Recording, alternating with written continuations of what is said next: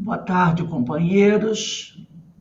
Nós estamos aqui na Sociedade de Estudos Espíritas Francisco de Assis, hoje, dia 9/6/2022. Nesse horário, estudamos essa obra, Diversidade dos Carismas, Teoria e Prática da Mediunidade. Esse livro de Hermínio de Miranda. E nós estamos caminhando para o final do capítulo 2, que é o capítulo que fala da autobiografia da médium Regina. E hoje nós vamos começar aqui quase no final do item 23. É o penúltimo parágrafo do item 23, tá? Mas antes de iniciarmos, nós vamos fazer a nossa prece. Pai amado, Pai de infinita misericórdia e justiça, estamos todos nós reunidos aqui, Senhor, em Teu nome, em nome de Jesus, para mais uma reunião de estudos, para mais uma oportunidade de aprendizado. Que possamos, Senhor, ser merecedores da Tua graça, do Teu amor, da Tua compaixão, e que cada um de nós busque, Senhor, melhorar cada vez mais, buscando seu aprimoramento pessoal, para assim nos tornarmos efetivos trabalhadores do Senhor. Abençoa-nos, Pai, e que os amigos espirituais que sempre conosco se reúnem para a realização desses estudos possam nos intuir, nos amparar e nos auxiliar durante todo esse estudo. Ser conosco, Senhor, e nos permite iniciarmos os estudos do dia de hoje. Graças a Deus. Bem, como eu falei, nós estamos aqui. Eu pedi que se alguém aí tivesse o livro No Invisível, do Leon Denis, pegasse para a gente, que a gente vai ler um trecho. Tem o Evolução dos Mundos, mas a evolução vai ser coisa muito pequenininha, muito pouquinha. Então não precisa nem pegar o Evolução em Dois Mundos. Mas no Invisível, do Leon Denis, seria interessante quem tiver, pegue aí o No Invisível, tá bom? Vocês desculpem a voz, mas é alergia e não tem jeito. Vamos assim. Então nós vamos começar, como eu falei, estamos no penúltimo parágrafo do item 23 do capítulo 2. E esse penúltimo parágrafo, ele começa assim: por outro lado, quanto mais a consciência do médium interferir com o fluxo normal de suas faculdades e dos fenômenos que por seu intermédio se produzem, menos satisfatório será o resultado de seus esforços e, em consequência, de seu trabalho. Então, o ideal é que a consciência do médium não interfira com o fluxo normal de suas faculdades. É aquilo que nós falamos, né? Buscar esvaziar a nossa mente e não ficar colocando coisas ali para atrapalhar esse fluxo, né? De energia. Não se trata aqui de sufocar, reduzir ou extinguir as manifestações próprias da consciência, mas de redirecioná-las de forma que no momento oportuno o pensamento do médium ceda sua vez ao pensamento dos que desejam se manifestar por seu intermediário, por seu intermédio. Então não é questão de sufocar, mas de saber, né, redirecioná-la, para que possa entrar o pensamento daquele que quer se comunicar. Claro que tudo isto diz respeito, basicamente, ao fenômeno da incorporação, como ainda veremos mais adiante, uma vez que no exercício da mediunidade psicográfica, as coisas se passam em certas modalidades de maneira diversa. Então, o que ele está falando aqui é mais até direcionado para a psicofonia, né? Como ainda veremos, o médium pode manter sua mente totalmente ocupada, até com pensamentos alheios ou seus mesmos, e continuar a psicografar um texto coerente de elevado teor doutrinário ou filosófico, como na psicografia mecânica, na qual ele apenas empresta seu braço ao manifestante, mas fica com o controle de tudo mais da sua instrumentação mediúnica, podendo até, pela mesma psicografia, outro espírito com a mão desocupada e ainda o terceiro manifestante pela psicofonia. Então, dizem que o Chico chegava a fazer isso. Psicografava com uma mão um espírito, com a outra mão outro espírito e ainda dava psicofonia, atendendo 3 espíritos ao mesmo tempo. Era realmente um médium fantástico, né? Tinha domínio total. Outras vezes ele psicografava com a mão, psicografava com a outra e conversava com alguém. Era um domínio completo, né? Um médium que tinha total controle das comunicações. Ele tinha esse total controle, né? Então, como ele diz aqui, ó, como ainda veremos, o médium pode manter sua mente totalmente ocupada, até com pensamentos alheios ou seus mesmos. No caso, quando ele estava consciente conversando com alguém e cada mão psicografando um texto. Ou então, ele pode, na psicografia mecânica, na qual ele apenas empresta seu braço ao manifestante, mas fica com o controle de tudo mais da sua instrumentação mediúnica, podendo até atender pela mesma psicografia outro espírito, com a mão desocupada. Então, ele escreve com as 2 mãos e ainda atende um terceiro, pela psicofonia. Então, realmente, um médium com total controle das comunicações. Não é uma coisa comum, fácil de se encontrar, não, hein, gente? Eu não sei nem se o Divaldo já trabalhou assim, mas o Chico eu sei que já. Agora, realmente, o domínio total das comunicações. Tem um livro da Sueli Caldas Schubert, eu não sei se vocês conhecem, chamado Mediunidade, Caminho para Ser Feliz. Mediunidade, Caminho para Ser Feliz. No capítulo 9 desse livro, a Sueli vai trazer para a gente algumas coisas assim bastante interessantes. Vamos lá ao capítulo 9. No capítulo 9, ela fala do controle das comunicações. Tá? Então, o controle das comunicações. E a Sueli diz assim, uma das dificuldades que os médiuns principiantes, né? Então, ela diz aqui, uma das dificuldades que os médiuns principiantes encontram é conseguir exercer o controle sobre as comunicações dos espíritos. Em geral, neste início, o médium ainda inexperiente, desconhecendo os mecanismos das manifestações mediúnicas e diversas vezes nem mesmo compreendendo o que lhe está ocorrendo, torna-se, por isso mesmo, bastante vulnerável às influenciações espirituais.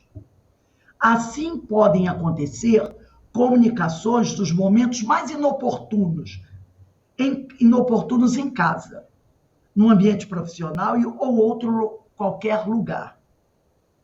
Isto, como é natural, aflige as pessoas e até mesmo assusta o próprio médium e os que convivem com ele, que não sabem como lidar com esses fatos. É aquela pessoa que não tem o mínimo controle, né? E, de repente, ela sai dando comunicação em qualquer lugar. O primeiro passo para alcançar o controle é procurar alguém com reconhecida experiência e condições para orientar o médium novato. O mais acertado é dirigir-se a uma instituição espírita a fim de ser orientado, porque é muito desagradável, né? Um médium que não tem esse controle, de repente é uma festa. Deixa eu te falar. Acontecia muito isso com minha mãe. A madrinha ficava uma arara, porque era assim, a gente sempre morou perto, né? Aí chegava uma visita em casa, daqui a pouco minha mãe sumia. Quando pensava que não, ela estava lá no quarto com a vovó. E a pessoa lá. Entendeu? Era assim uma coisa, mas coitada, ela não tinha educação mediúnica, não tinha conhecimento nenhum, era impressionante, mas era uma coisa assim, eu me lembro disso por causa também da zanga da madrinha, que a madrinha, né, era muito católica, então ela tinha uma dificuldade muito grande, mas acontecia muito com a minha mãe, muito, muito, muito, muito. Era assim uma coisa que chegava a ser, como é que chama?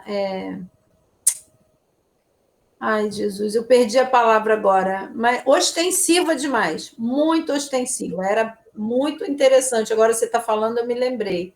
Acontece sim, coitada, ela levou muita bronca da madrinha. Então, a Sueli diz que o primeiro passo para alcançar o controle é procurar alguém com reconhecida experiência e condições para orientar o médium novato. O mais acertado é dirigir-se a uma instituição espírita a fim de ser orientado. Depois ela vai dizer assim: é fundamental que você se lembre, caro leitor ou leitora, conforme citamos anteriormente, que a mente é a base da comunicação mediúnica. Então, a mente é a base da comunicação mediúnica. Para que o espírito se comunique com o médium, é preciso estabelecer uma sintonia mente a mente. É a força mental da entidade espiritual que irá agir sobre o psiquismo do encarnado, encontrando neste uma passividade mental, uma receptividade, não havendo, portanto, rejeição, bloqueio, possibilitará a comunicação entre ambos, entendeu? Então, a força mental da entidade como espiritual que irá agir sobre o psiquismo do encarnado, do médium. E, encontrando neste médium uma passividade mental, uma receptividade, não havendo, portanto, uma rejeição, uma resistência, um bloqueio, possibilitará a comunicação entre ambos. Isso pode acontecer de modo automático, pois o médium é como uma antena mais ou menos sensível, captando os sinais emitidos por outras mentes. Porém, a sintonia para aceitação e transmissão da mensagem depende da sua própria vontade. Mas se o médium não impõe resistência, passa. E ela continua: para que se alcance o controle de maneira segura e benéfica, é imprescindível o conhecimento dos mecanismos da comunicação mediúnica. Isso só se consegue através do estudo. Área do estudo, né? Aí depois ela vai dizer assim: o médium que não aprofunda seus conhecimentos, que não lê e, mais do que isto, não estuda, pouco produzirá, ou o que é pior, ficará à mercê, aí Verinha, de entidades malfazejas, mistificadoras, brincalhonas, pois não saberá reconhecê-las, nem como se livrar dessas influências danosas. E ela vai dizendo assim: o estudo é uma garantia de segurança, quanto mais quando efetuada em grupo, em forma de debates, seminários, aulas participativas, leituras do próprio lar para aprofundamento dos temas. É importante ouvir pessoas experientes que tenham condições de transmitir a sua vivência pessoal. A mediunidade é um campo fascinante de aprendizado. E quanto mais se estuda, mais se verifica que há muito mais que aprender. E ela vai dizer assim ainda: voltando à questão do controle, é preciso ressaltar que o médium deve exercer a sua força de vontade. Lembrando que é espírito, o médium é espírito, que tem um corpo físico, o que vale dizer que é o dono do seu corpo e de sua mente, e que os comanda. Então, o médium tem que se impor. O corpo é meu, né? A mente é minha, quem está no comando sou eu. Mas ele só vai conseguir isso se ele tiver estudo. E ela diz aqui, assim, se você está passando por uma situação semelhante, assuma este comando com determinação. Mas para que a sua vontade se fortaleça, é igualmente prescindível que recorra aos espíritos benfeitores através da prece. Peça ajuda espiritual de que precisa.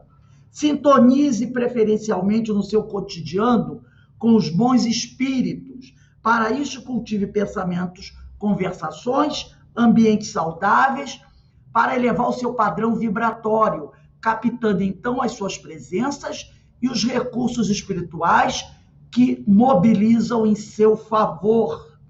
Então, gente, esse livro da Sueli Caldas Schubert, Mediunidade, Caminho para Ser Feliz, é muito bom, tá? E é o capítulo 9 que trata do controle das comunicações. Muito bom mesmo esse livro. E agora nós vamos voltar, né, ao livro Diversidade dos Carismas, aqui para o item 24, que nós vamos iniciar hoje. Aí aqui, de novo, a passividade. Ele vai tocar novamente nesse item. E ele diz aqui, finalmente, resta um aspecto a abordar neste módulo, que é precisamente o da tão falada passividade. E esse item 24 é o último desse capítulo 2, né? De que cuidamos páginas atrás sob outro aspecto. Um momento de meditação nos assegurará de que passividade não é mais do que a resultante do próprio estado de relaxamento que estamos falando. Então, passividade, tá? É a resultante do próprio estado de relaxamento que estamos falando.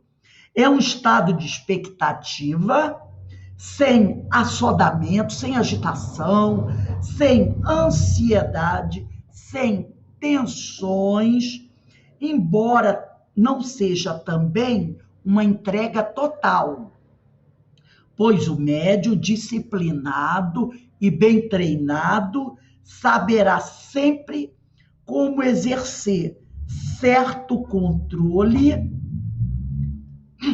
sobre a manifestação. Então, o médium, né, bem treinado, o médium educado, disciplinado, saberá sempre como exercer certo controle sobre a manifestação, ainda que sem condições para criar bloqueios ou influenciar o pensamento alheio. Mesmo que esse controle não seja total, tá? É isso que ele está querendo dizer. Mesmo que ele não seja total, que flui por seu intermédio a ponto de modificá-lo substancialmente. Então, olha aqui. Ele está dizendo que o médium, bem treinado, disciplinado, saberá sempre como exercer certo controle, ainda que sem condições de criar um bloqueio ou influenciar o pensamento do espírito, que flui por seu intermédio, a ponto de modificá-lo totalmente, a ponto de modificar totalmente o pensamento do espírito.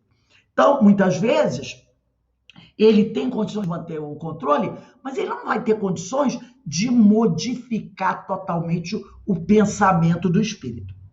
Aí eu trouxe aqui também para a gente, aí que eu falei para vocês, para nós pegarmos o livro No Invisível, do Leon Denis, tá? No Invisível, do Leon Denis.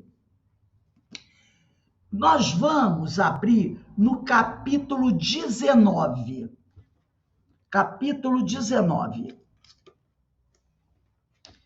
O capítulo 19 trata do transe e incorporações. Capítulo 19 do livro No Invisível, de Leon Denis.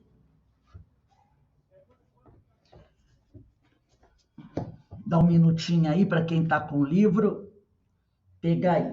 Capítulo 19. Transe e incorporações. Tá? O Leon Denis, ele vai dizer assim: o estado de transe é esse grau de sono magnético que permite ao corpo fluídico exteriorizar-se. Está bem no início do capítulo 19. Então, aqui, ó, o estado de transe é esse grau de sono magnético que permite ao corpo fluídico exteriorizar-se, desprender-se do corpo carnal e a alma tornar a viver por um instante sua vida livre e independente. A separação, todavia, nunca é completa. A separação absoluta seria a morte.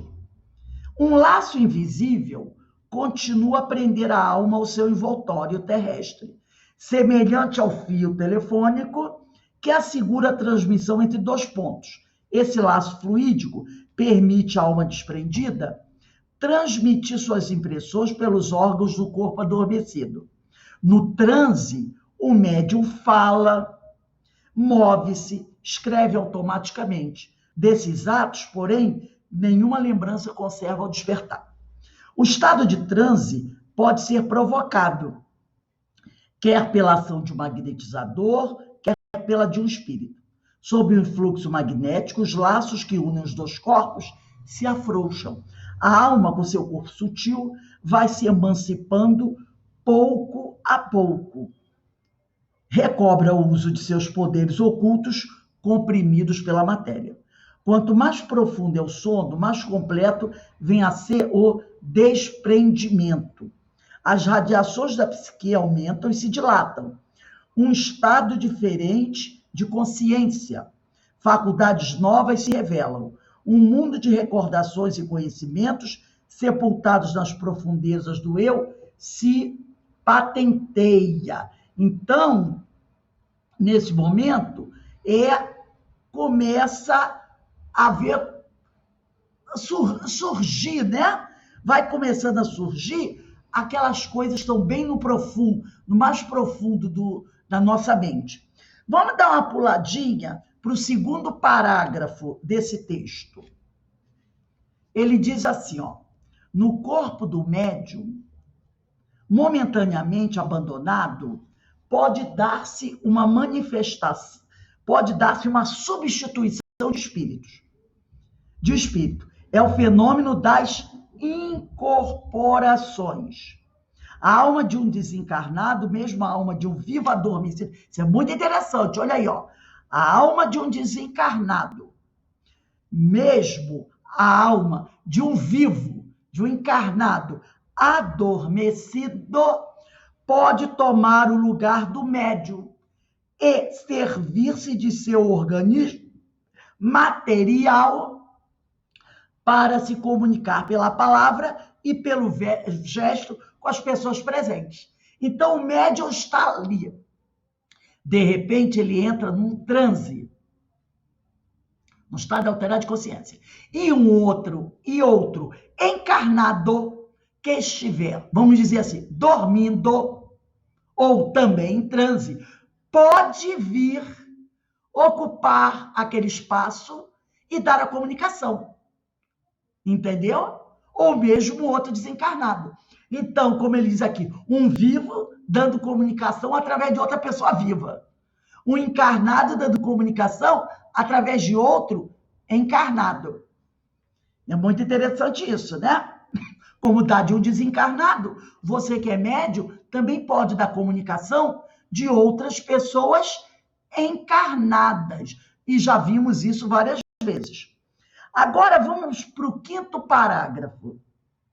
No quinto parágrafo, Leon Denis diz assim: durante o transe, o espírito do médium pouco se afasta, permanece quase sempre confundido no grupo espiritual que cerca o seu invólucro terrestre.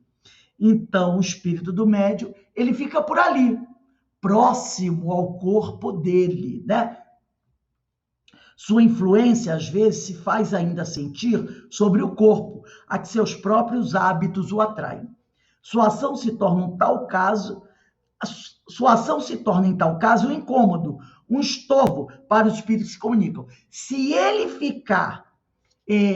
se ele não conseguir manter um distanciamento, entre aspas, salutar, ele pode até atrapalhar o espírito que está dando comunicação. Porque ele vai exercer, de certa maneira, uma pressão sobre o corpo.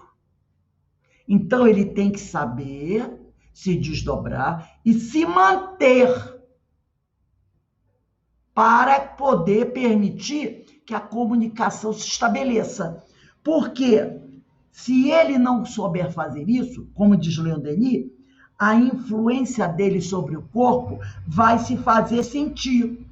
E aí ele pode atrapalhar a comunicação. Então, isso também pode acontecer. E aí ele atrapalhando essa comunicação pode não ser assim muito boa. Ele pode interferir no texto, nas palavras, e pode até fazer com que o espírito esteja dando a comunicação corte a comunicação, pare e se afaste, se ele exercer muita pressão sobre o corpo. Aí continua Leon Denis. Quando a força oculta é insuficiente e o transe pouco profundo, o desprendimento é incompleto. As personalidades se confundem. O médium resiste à ação exterior do espírito, que se esforça por tomar posse de seus órgãos. Suas radiações psíquicas se mesclam com as do manifestante. Daí, em variadas proporções, conforme os casos, duas partes a distinguir das manifestações: a do médium e a do espírito, operação delicada, que exige profundo conhecimento das personalidades que se apresentam e das condições do fenômeno. Então, de repente, a comunicação possa vir mesclada com o pensamento, tanto do espírito como do médium. Porque ele vai influenciar muito essa comunicação. Então, você vai perceber na mensagem que tem, às vezes, até pensamentos diferentes. Você vai dizer, nossa, aqui está dizendo uma coisa, mas, de repente, mudou a modo de falar, ou entrou no outro assunto. É porque, às vezes, são duas mentes ali em conflito, podemos dizer assim, né? Então, vai dar um choque.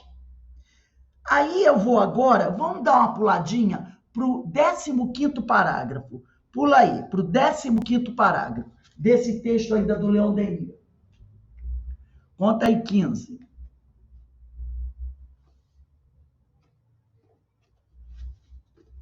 O 15º parágrafo começa assim: noutras circunstâncias, mas eu vou começar lá no meio dele, tá? Ele inicia assim: noutras circunstâncias. É o 15º parágrafo. Aí, nesse 15º, que, como eu falei, começa noutras circunstâncias, a teoria da transmissão. Pulem aí mais 8 a 9 linhas, nesse 15º. Aí o Leon Denis diz assim: o espírito parece projetar o pensamento no cérebro do médium, onde adquire de passagem formas de linguagem familiares a este. A transmissão se efetua, em tal caso, no limite dos conhecimentos e aptidões do sensitivo, em termos vulgares ou escolhidos, conforme o seu grau de instrução. Então, quando ele diz aqui, o espírito parece projetar o pensamento no cérebro do médium, onde adquire de passagem formas de linguagem. Se eu não me engano, seria, né, a questão que vocês... Deixa eu só pegar ela aqui rapidinho, eu não vou ler, só para a gente colocar aqui, porque essa é uma questão muito importante e que vocês todos deveriam estudar muito. É a questão 225 de O Livro dos Médiuns. É uma questão grande e ela termina com uma nota de Kardec. Tá no capítulo 19. Ela tem aquelas coisas, item 1, item 2, item 3, né? Então, a questão 225 de O Livro dos Médiuns vai tratar... Deixa eu ver. Não. A questão 225 não tem item 1, 2, 3, não. É parágrafos. São vários parágrafos, tá? Então, seria interessante que... É uma comunicação de Erasto e Timóteo, a questão 225. E ela vem bem a calhar em relação ao que ele está dizendo aqui. O espírito parece projetar o pensamento no cérebro do médium, onde adquire, de passagem, formas de linguagem. Lembra sobre vestir o pensamento?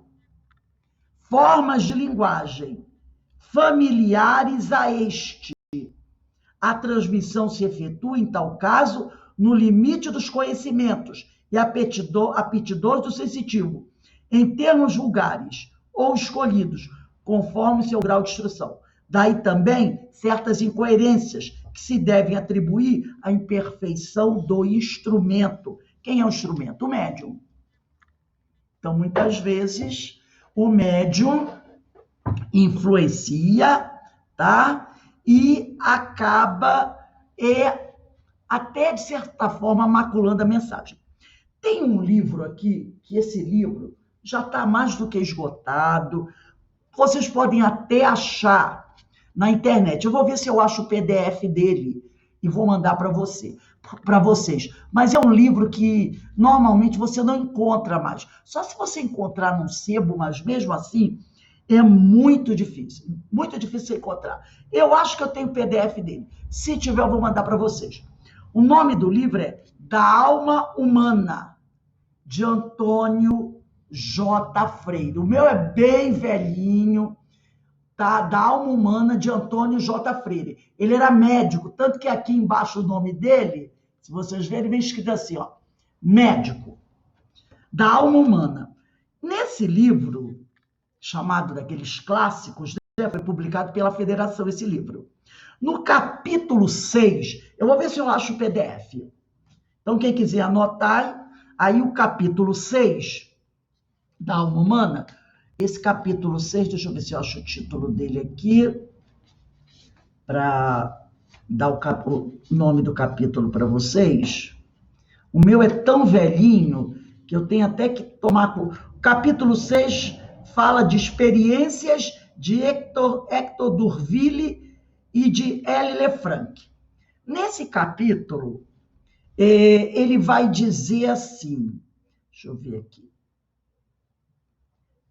capítulo, peraí um instantinho, só confirmar o capítulo, passar para vocês aqui. Deixa eu só ver, porque estou em dúvida se é capítulo 6, se é capítulo 7. É capítulo 6, sim. Experiências de Hector D'Urville. Então, ele diz assim, o Antônio J. Freire. Ele vai dizer desse jeito. Nas incorporações, o espírito, agente encarnado ou desencarnado, de acordo com o que Leon Denis falou. Percebeu? Nas incorporações, o espírito, agente encarnado ou desencarnado, apossa-se do corpo físico do médium. E entre parênteses ele botou passivo, que fica sendo um instrumento dócil e plástico, ao sabor do capricho da alma incorporada. Daí vocês vão entendendo de onde vem a tal palavra passividade. Aí ele continua: é como um novo maquinista que tomasse conta do volante e direção daquela máquina, representada pelo corpo físico inerte do médium, a que imprime gestos e atitudes que podem levar à transfiguração fisionômica, por vezes completa, de semelhança fulgurante com o corpo físico correspondente ao que foi ou é na Terra. O espírito incorporado com todos os caracteres somáticos, morais e intelectuais, estabelecendo uma entidade incontestada e flagrante de expressão e de realidade. Então, ele está dizendo que aquele espírito que se incorpora, ele pode promover uma transfiguração fisionômica no médium, por vezes completa, de semelhança fulgurante, tá? Fulgurante com um corpo físico, correspondente ao que foi ou é na Terra. O espírito incorporado, com todos os caracteres somáticos, morais e intelectuais, estabelecendo uma identidade incontestada e flagrante de expressão de realidade. Ele pode modificar todo o corpo do médium. E você pode olhar e ver esse espírito transfigurado ali, como ele era quando estava encarnado. Aí ele continua aqui. Esse fenômeno comum à grande maioria das sessões espíritas é baseado num fenômeno de animismo, proveniente da exteriorização do duplo do médium, total ou parcial. Quer dizer, o médium, né, o duplo do médium, se exterioriza. Seu espírito, com seu perispírito, ele se afasta totalmente do corpo. E ele diz aqui, nesse afastamento do médium, né, do espírito do médium, isso é o fenômeno anímico, o afastamento, tá? O desdobramento. Ele está dizendo isso. Aí ele diz aqui, a exteriorização do duplo do médio, total ou parcial, tendo por complemento, aí tem o complemento, um fenômeno espírita, quando a incorporação é determinada pela ação direta de um espírito desencarnado. Então, quando o médium se exterioriza, tá? Quando ele se afasta do corpo, você tem aqui um fenômeno anímico. Agora, quando o espírito do desencarnado começa a agir no corpo, incorporando, você tem um fenômeno, nesse momento você vai ter um fenômeno espírita, entendeu? O médium, o espírito do médium se afasta, fenômeno anímico. O espírito do desencarnado incorpora, fenômeno espírita. Então você tem os dois. Agora tem um detalhe. Se a incorporação estiver sendo feita por um encarnado, você tem dois fenômenos anímicos. Entendeu? Porque desdobra o encarnado e incorpora um encarnado. Você tem dois fenômenos anímicos. Mas se desdobra o encarnado, fenômeno anímico, e incorpora um desencarnado, você tem dois fenômenos diferentes. O fenômeno anímico e o fenômeno espírita. E ele diz aqui, ficando na categoria dos fenômenos anímicos, se porventura o espírito incorporado fosse do encarnado.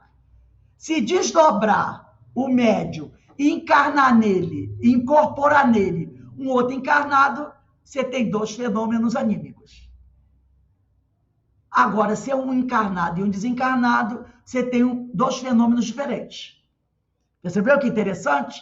Então, a gente tem que saber o que é um fenômeno anímico e o que é um fenômeno espírita. Ô, Rose, por favor. Rose. Pode falar. O fenômeno anímico não é o médium? É o médium. É o médium? O encarnado. Vamos fazer um exemplo. Um exemplo. Eu estou desdobrando. Eu estou saindo do meu corpo com o meu perispírito, né? Eu encarnada. Aí, eu cedo o meu corpo para um desencarnado dar uma mensagem. Quando eu saio do meu corpo, eu que estou encarnada, isso é fenômeno anímico. Quando o desencarnado incorpora no meu corpo, você não é médium? Psicofônica? Quando o desencarnado entra em relação com o seu corpo físico para dar uma mensagem, isso é um fenômeno espírita. Então, você teve dois fenômenos diferentes. Você que desdobrou, fenômeno anímico. O espírito desencarnado que ocupou o seu corpo, fenômeno espírita, entendeu? Dois fenômenos diferentes. Mas vamos dizer que você desdobrou, fenômeno anímico, porque você está encarnada. E aí, o encarnado que está dormindo lá no hospital, ele vem dar uma comunicação. Isso já aconteceu com crianças do Lar Maria de Lourdes. O que você tem aí? Dois fenômenos anímicos. Porque são dois encarnados. Um cedendo espaço para o outro. Entendeu? Nesse momento, são dois fenômenos anímicos, porque são dois encarnados. Um se afasta para ceder espaço para o outro falar. Eu pensei que o anímico fosse o médium, né? Então, fosse dele. Fenômeno, eu estou falando do fenômeno. Não, estou falando do animismo. Quando você... tá. Eu estou falando do fenômeno que está ocorrendo, que é um sair, se aproximar, entendeu? É isso que eu estou falando. Aí ele diz, aí o J. Freire, o Antônio J. Freire vai dizer assim, os fenômenos de incorporação são, pois, sempre resultantes da dissociação e exteriorização do duplo do médium. Quando ele diz duplo do médium, é o espírito, tá? E o perispírito. Só para a gente ver como esse texto é um texto interessante e antigo, mas muito moderno, o Antônio J. Freire nasceu em 1877. Ele morreu em 1958, tá? E a Federação publicou esse livro em 1952. Olha quanta coisa que ele traz aqui para a gente. Então, ele está dizendo isso. Os fenômenos de incorporação são, pois, sempre resultantes da dissociação e exteriorização do duplo do médium. Duplo, que é o duplo? Espírito e perispírito. Que se desdobram. Não são dois? O corpo fica lá bonitinho, sentadinho na cadeira. E ele diz aqui, desintegrando a sua essência anímica do seu corpo físico, para que no corpo físico, se integre uma alma estranha, venha de onde vier, seja encarnado ou desencarnado, e dirigindo todo o seu invólucro físico. Por este mecanismo se explicam os casos de obsessão, fascinação e subjugação.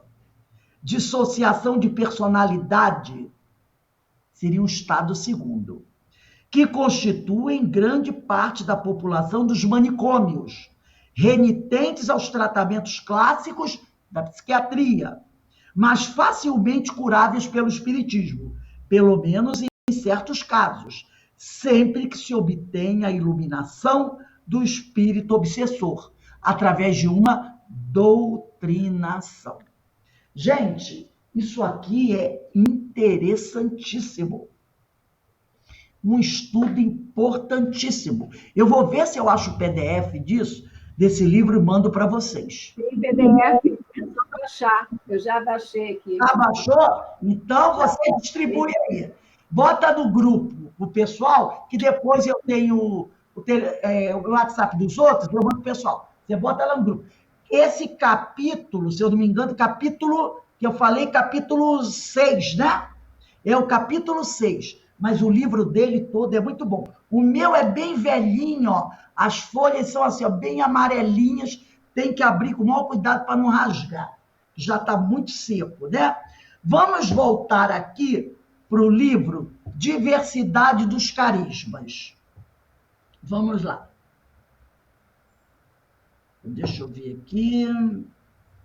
Ah, está aqui. É certo que as ideias que acolhem... Deixa eu só anotar aqui direitinho. Pegar um lapisinho aqui.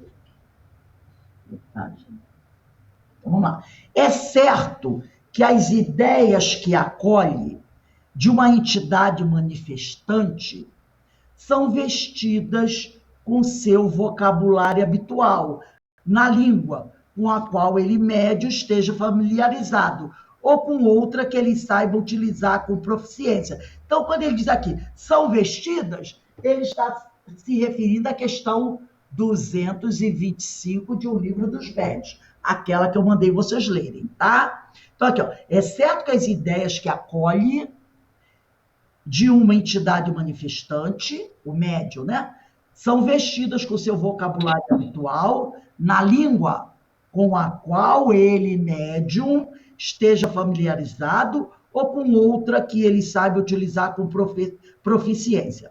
Nos fenômenos de xenoglossia, todo mundo sabe que é, né? Quando o médium fala por uma língua estranha. Nos fenômenos de xenoglossia, o espírito fala por seu intermédio uma língua desconhecida. Em todas essas variedades, contudo, ele funciona como instrumento passivo. Lembra que o J. Freire falou isso? Instrumento passivo. Sim, mas não inerte. Atenção, não inerte. Passivo é diferente de inerte. Incapaz de participação consciente, até vigilante, postura que ele costuma manter, em espírito, desdobrado do corpo físico, enquanto a entidade se serve deste para transmitir sua comunicação. Olha o que ele está dizendo aqui.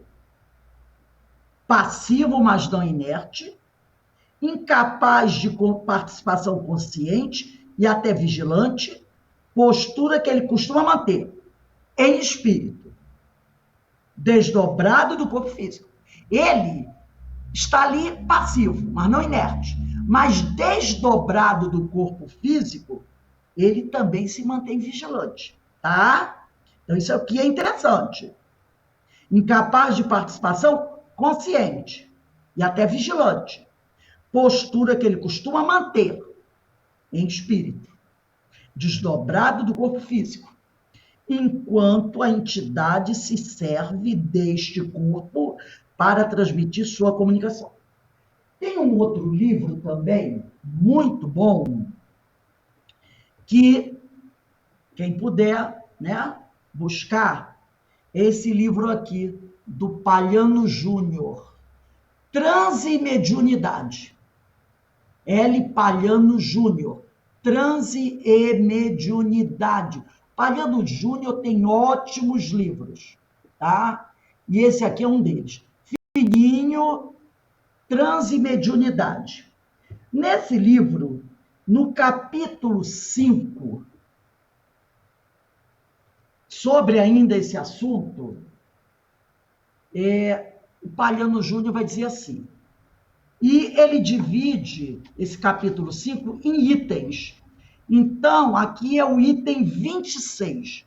No item 26, do capítulo 5, o Palhano Júnior diz assim, a passividade mediúnica deve ser melhor compreendida quando na prática verificamos a clareza com que um médium passa uma mensagem e os diferenciados níveis morais das entidades comunicantes. Há uma aceitação, ou melhor dizendo, uma possibilidade larga de captação de campos psíquicos de frequência variada. O médium, cuja passividade é mínima, permite apenas a influência de determinado tipo psicológico. Então, o médium, então passivo, ele está ali, né? Passivo. Então, olha o que ele diz aqui. O médium, cuja passividade é mínima, permite apenas a influência de determinado tipo psicológico.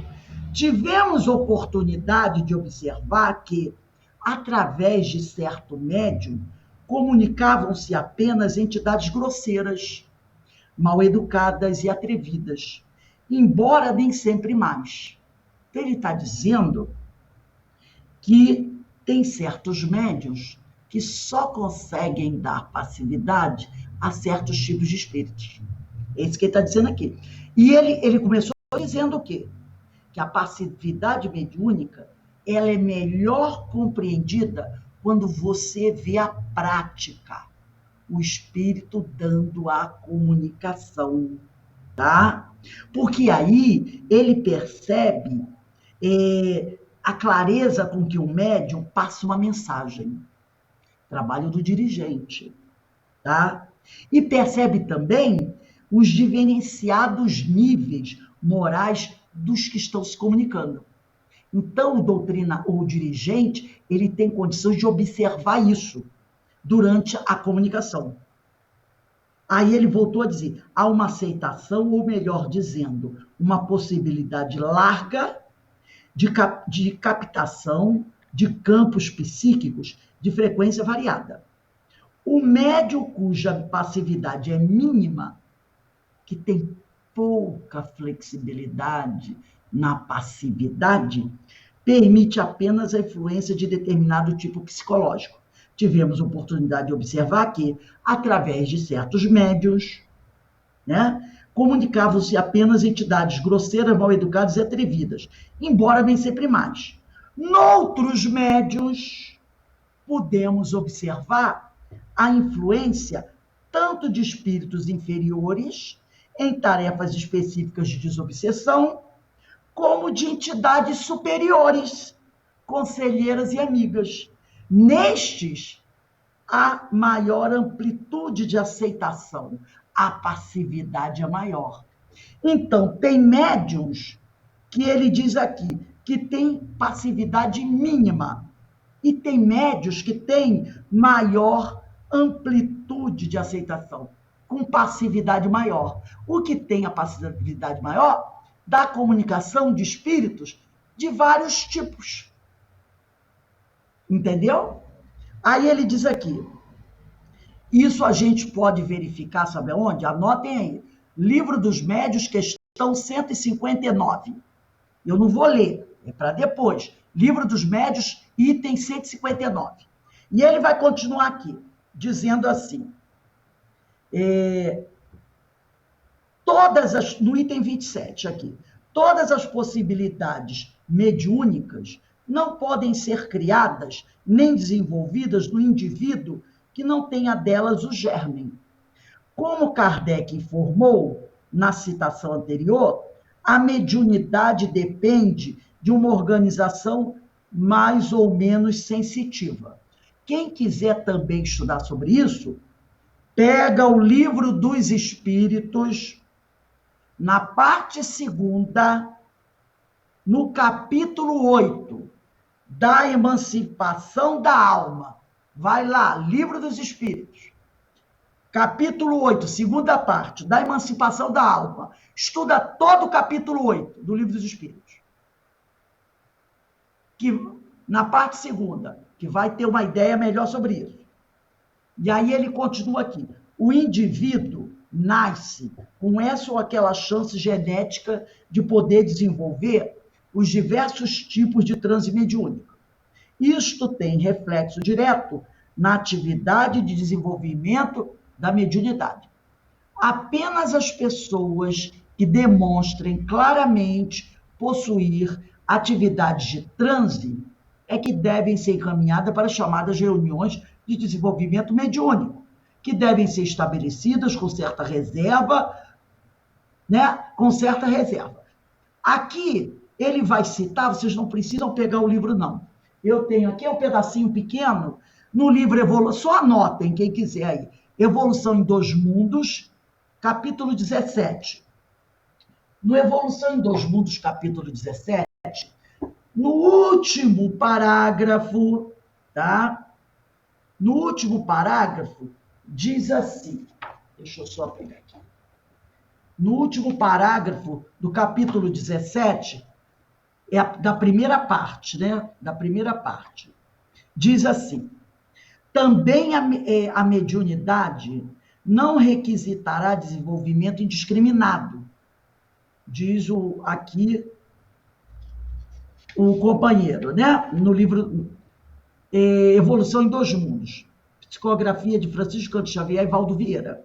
Então ele diz aqui, também a mediunidade não requisitará desenvolvimento indiscriminado, mas sim, antes de tudo, aprimoramento da personalidade mediúnica e nobreza de fins, para que o corpo espiritual, modelando o corpo físico e sustentando-o, possa igualmente erigir-se em filtro leal das esferas superiores, facilitando a ascensão da humanidade aos domínios da luz.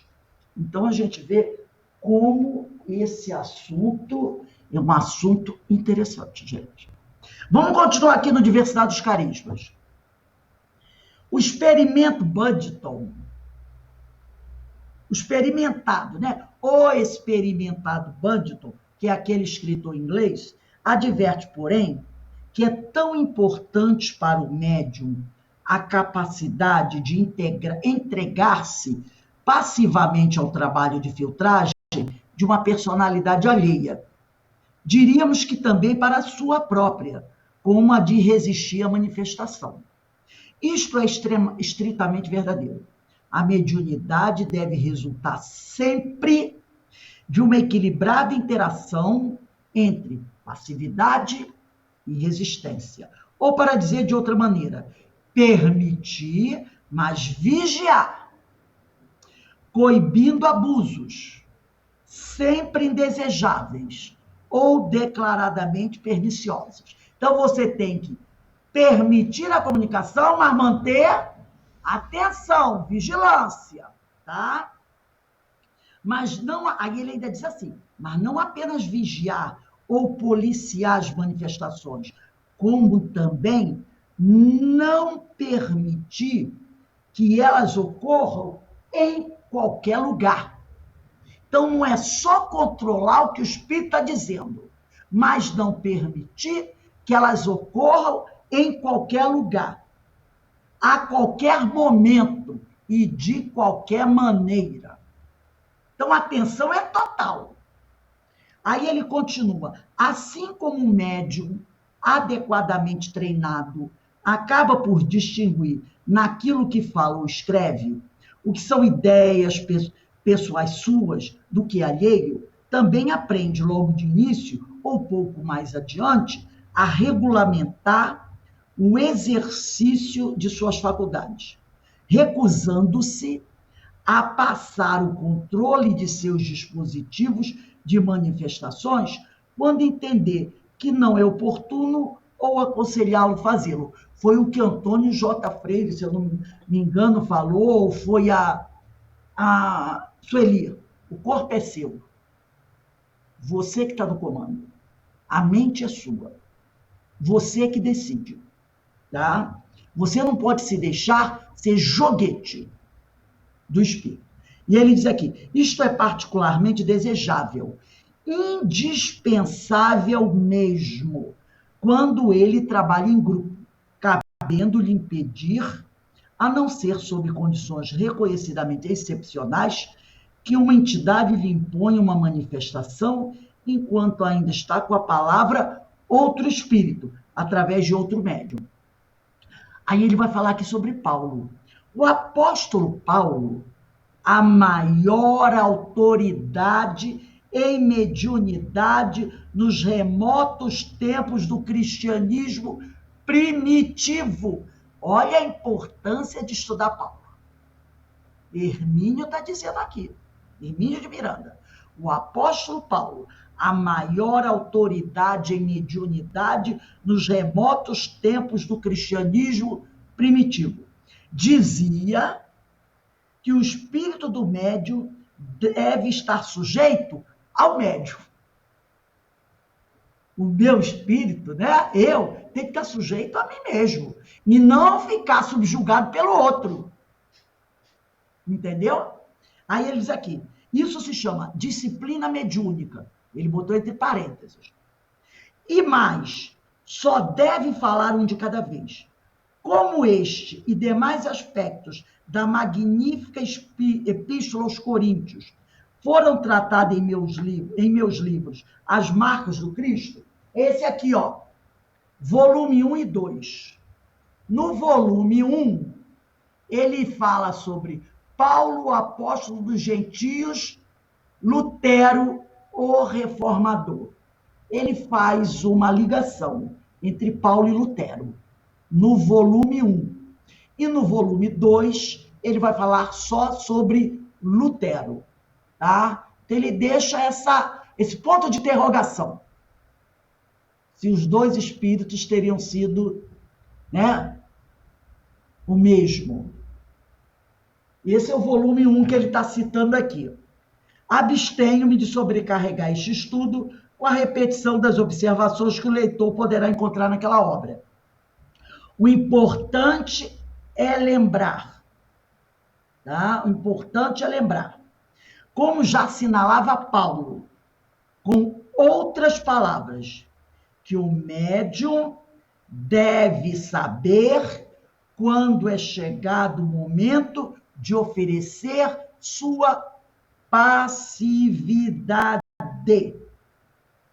e quando deve reagir com bloqueio da resistência que iniba a manifestação indesejável ou inoportuna. Então, o médium tem que saber quando permitir a passividade e quando não permitir. Mas isso só se consegue com estudo. E ele vai dizer assim, em suma, resistir é tão importante quanto ceder. Cada uma dessas atitudes tem seu momento certo. Então, tem o momento certo de você permitir a passividade e tem o momento certo de você bloquear, tá? De você não permitir. E é o médium que sabe, não é o espírito. É você que tem que estar no controle das comunicações. E para a gente encerrar o estudo de hoje, eu trouxe um texto desse livro aqui, também bem antigo, Mediunidade de Edgar Armond. Mediunidade de Edgar Armond, tá? Nesse livro, no capítulo 21, tá? Ah, outra coisa. Lembra que eu falei desse livro aqui? Do Paulo, apóstolo do gentio, Lutero reformador? O último capítulo desse livro, que é o volume 1, que é o capítulo 7, vai tratar somente... Eu acho que a Denise tem esses dois, eu acho que eu dei para ela. Vai tratar somente sobre mediunidade. Por isso que ele falou que Paulo é a maior autoridade de mediunidade dos tempos remotos do cristianismo primitivo. O último capítulo do volume 1 trata... O título é Mediunidade. E aí ele vai falar sobre a mediunidade de Paulo, tá? Então, o capítulo 7 do volume 1, mediunidade. Quem puder, vai lá. Vou ver se eu acho também para baixar. E nesse do Edgar Armond, capítulo 21, que tem por título Passividade Mediúnica. O Edgar Armond, que eu gosto muito, tem gente que critica, mas eu gosto, que ele tem muita coisa interessante, ele diz assim, a passividade cega entrega aos médios a influência de forças e entidades de todas as classes e esferas, indiscriminadamente.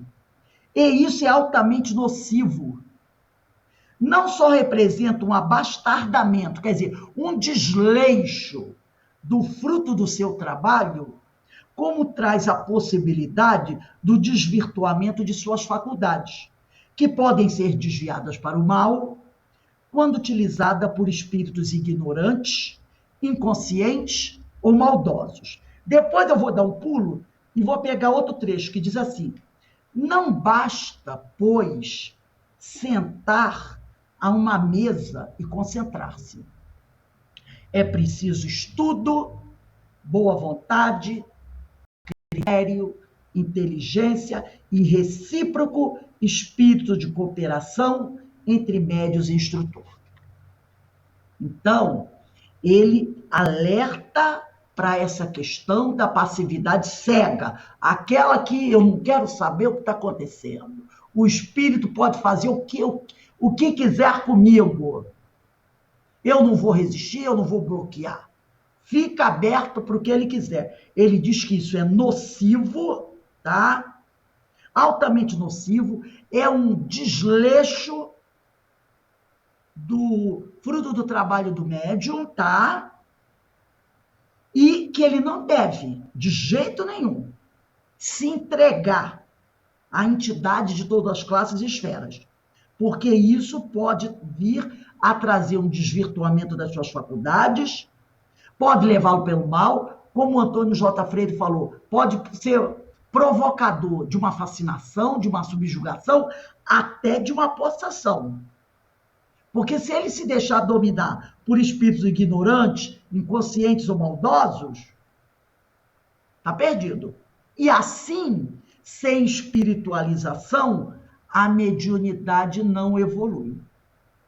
Então, gente, vejam, nós vamos parar aqui, vejam como é importante o estudo da incorporação, o estudo de todos esses aspectos do animismo, saber o que é o fenômeno espírita, saber o que é o fenômeno anímico. Isso é importantíssimo. E a gente tem que continuar estudando essas questões, tá? Porque tem muita coisa aí para a gente aprender. Muita coisa mesmo. E se a gente não seguir ali à risca, a coisa pode dar problema. Alguém gostaria de falar alguma coisa? Como teve gente que se debruçou sobre esse assunto. Impressionante, eu estou impressionada. Sim. Como tem material sobre isso. É por isso que eles falam em todos os textos a questão do estudo, para o médium, a segurança que ele tem que ter, né? Da certeza, né? Da atitude dele, como abrir, como fechar, como permitir, como não permitir. Nossa, eu fico impressionada como esse povo antigo, né? Porque eu não vejo hoje em dia, não sei se tem material, como esse povo do século XIX, né? Tudo é do século XIX, século XX, aliás, século XX, século XIX, século XX, são todos eles dessa mesma época, se debruçaram, né? Tem muito material, muito material. E tem muito livro que estão aí jogados nos sebos, de Gabriel Delane, de Ernesto Bozano, de Antônio J. Freire, que ninguém liga. Esse aqui, esse velhinho meu da Alma Humana, do Antônio J. Freire, nossa, esse livro é fantástico. É fantástico. Aquele Evolução Anímica, do Gabriel Delane, outro livro fantástico, sabe? Esse meu aqui, coitadinho, está bem velhinho mesmo. Tem que virar aqui com muito cuidado para você. Então, a alma é imortal também, ó, vem uma propagandinha aqui atrás, ó. Outro, a alma é imortal, do Gabriel Delane, já vem falando do No Invisível também, do Leon Denis, tá vendo? A Alma Imortal, do Gabriel Delane também, são livros maravilhosos, que você tem. Esse pessoal se debruçava, eles se debruçavam. Tem um outro também, do Antônio J. Freire, Ciência e Espiritismo, também. Ciência e Espiritismo, do mesmo autor, Antônio J. Freire. Esse pessoal eram profundos estudiosos, né? Tem aqui, ó, do Espartaco, Banal, as sessões práticas do Espiritismo, As Casas Mal Assombradas do Camilo Flammarion. Então, são livros que eles chamam de clássicos, que são livros, muitos deles não são mais editados. Esse aqui a Federação não publica mais, não reeditou. Só tem PDF. Então, são livros que contêm tudo isso. Tudo isso. Então, cabe ao médium estudar. E aquele detalhe, né? Edgar Armon, muitos livros também bons, vai reclamar de que depois? Não tem que reclamar. Material tem. Basta o quê? Pesquisar, estudar, sabe? E a luta, porque se você quer ser realmente médium, você tem que se qualificar. Você tem que se qualificar. Se você não se qualificar, a coisa fica complicada, tá? Semana que vem, só faltou estudar, ler um parágrafo aqui. Eu vou até ler, que é uma, 2, 3 linhas só. Ele diz aqui, só para encerrar o texto, ele diz aqui, ó, acho que sobre essas preliminares da mediunidade ficou dito o essencial. Seja como for, é preciso parar por aqui mesmo, a fim de que o livro não fique grande demais, pois ainda há muito o que dizer. Nossa próxima tarefa é debater a dicotomia mediunidade / animismo, dado que temos aí alguns fantasmas a exercitar. Então, ele está dizendo aqui, ó, vamos estudar um pouquinho mais de mediunidade e animismo, que tem os fantasminhas aí para a gente, né, exorcizar. E assim termina o capítulo 2. Próxima aula é capítulo 3, animismo. É aí que ele diz que tem os fantasmas para a gente exorcizar. Bom? Alguém gostaria de falar mais alguma coisa? Não, né? Então, a gente vai encerrar aqui a aula de hoje. Eu espero que vocês estejam gostando, porque eu estou adorando pesquisar, trazer, né? E a gente, com certeza, isso vai nos ajudar muito no nosso trabalho, tá, gente? Eu vou pedir para nossa companheira Denise fazer a nossa prece de encerramento, e às 18h25, Denise, tá bom? 18h25, nós retornamos com o estudo dos ensinos de Jesus de Caibar Chuta, tá bom?